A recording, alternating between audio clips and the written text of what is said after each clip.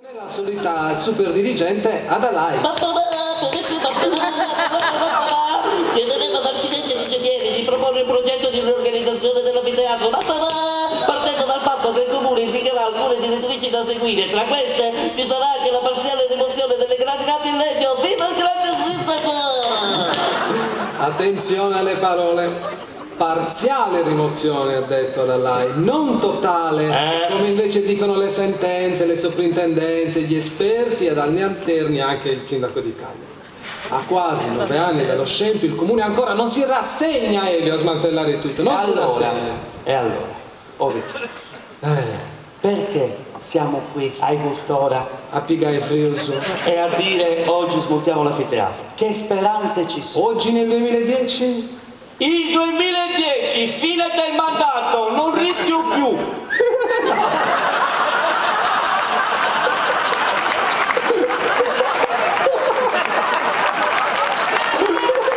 posso scappare.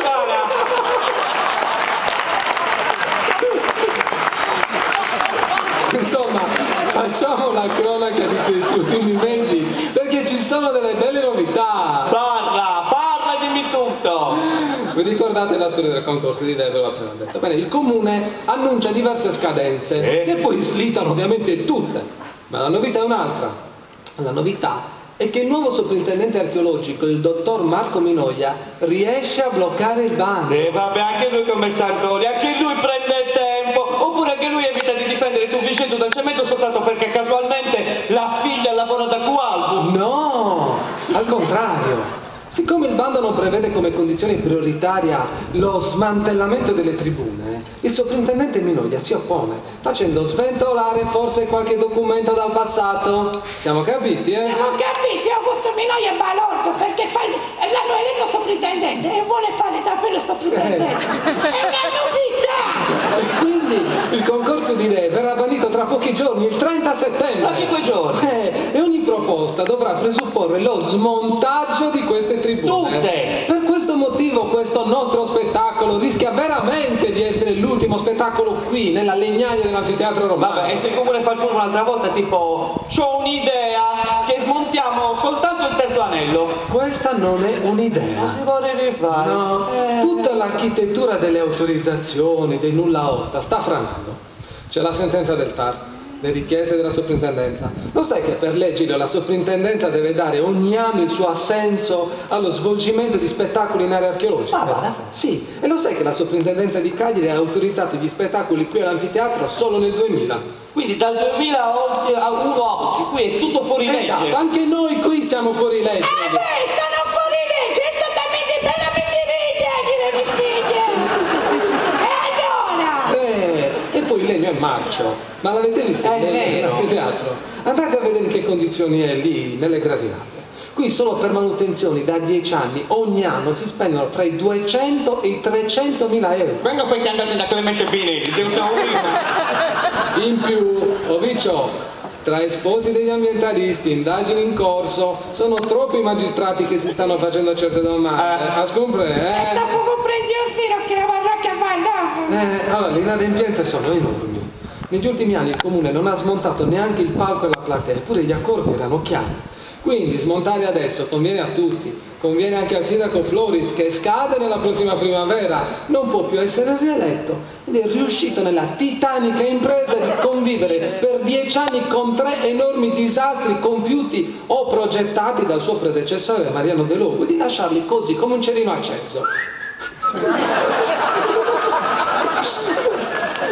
Ecco, insomma, anfiteatro romano, tu Vigetu e il poeta. 3 disastri firmati Mariano De Logo, che nel 2000 prima si occupa dell'anfiteatro, poi firma l'accordo di programma su Tuvigedu per cementificare l'area intorno al colle, alla necropoli punica, e infine si oppone all'uso della sabbia di cava per il ripascimento del poeta.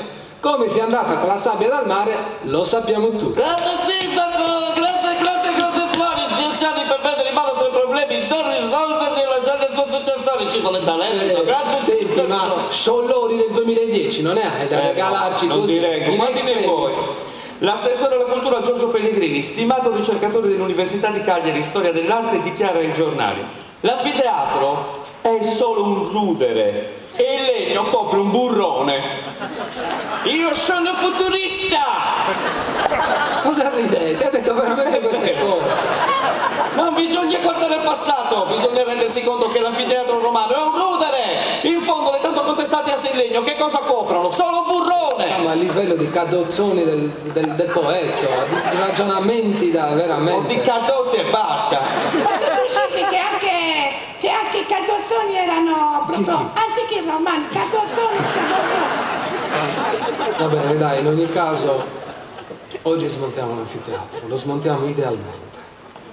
Leviamo le gradinate, le leviamo tutte e vediamo la piccola bella valle su cui questo monumento è adagiato.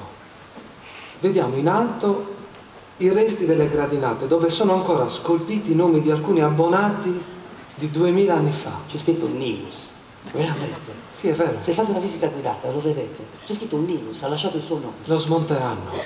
Sono costretti ormai. Anche se avrebbero preferito fare tutto in E silenzio. invece no. Lo smonteranno. E dovranno stare molto attenti perché smontare tutto sarà un affare molto delicato. Perché non si dica, ma questi danni chi li ha fatti? Noi no. Cautela, ci vorrà tempo e cautela. Lo smontano. Vedi? Vedi lassù, Elio, le vecchie cave medievali con i tagli di pietra ancora visibili. Togliamo qui le ringhiere, ammiriamo le gradinate scavate nella roccia 2000 anni fa, tra il primo e il secondo secolo d.C. Ma lo sai che sono pochi gli anfiteatri come questo, in parte scavati nella roccia e in parte costruiti? Sono 3.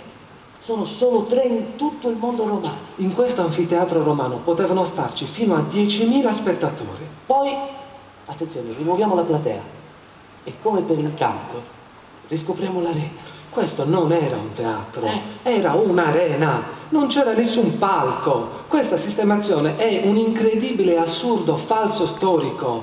E l'arena è qui, sotto di voi, ora non si può vedere, ma era sotto la platea.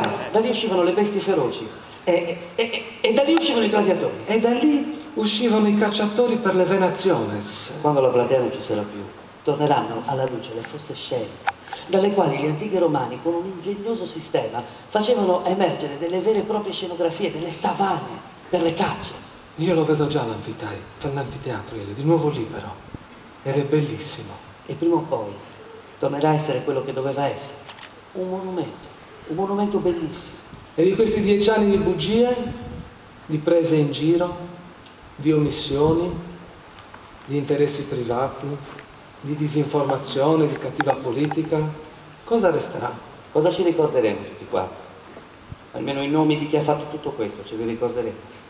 Mariano De Logu, Vincenzo Santoni, Francesca Segni Pulvirenti, Gianni Filippini, Raffaele Lorrai, Mauro Meli, IDS, Piero Pelù, Mango, Baglioni, Emilio Floris, Maurizio Porcelli, Giorgio Pellegrini, chi altri? I giornalisti malafede, i politici opportunisti, chi doveva vigilare e non ha vigilato, chi?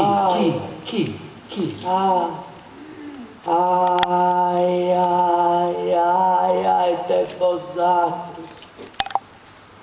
Ma la gente è rinnegata, chi rotto e si accattozzato. Anatema a voi. Gutta corali si chiama, Carrazzanos e sciaccumanno rengaisi, fainerisi e bendulerisi, medianerisi, che arruinao e isperti uesi. Questo luogo cantavo, questa prenda a mano, questa grande grazia di Dio sulla la terra. Anatema a voi. Srotto me lo slogo, lasti me logo, de logo soliamo, sempre in mano s'allenasa, in mano scastellanasa, mai in mano scastellanasa, ma la pantagantesti. Anatema a voi. Anatema a voi.